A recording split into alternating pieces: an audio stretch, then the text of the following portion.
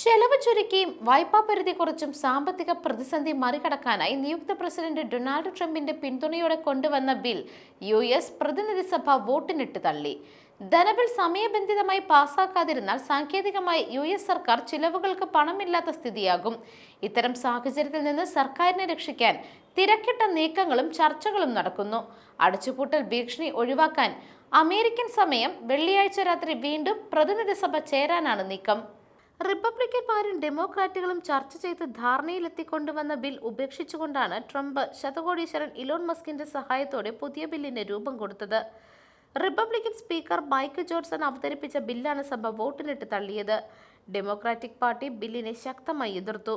Republican പാർട്ടിയിൽ നിന്ന് 38 അംഗങ്ങളും ബില്ലിനെ എതിർത്തു. 235 പേർ ബില്ലിനെ എതിർത്തപ്പോൾ 174 പേരാണ് ബില്ലിനെ അനുകൂലിച്ചത്. 20 അംഗങ്ങൾ വോട്ട് ചെയ്തില്ല. News desk മെഗ്നവിഷൻ.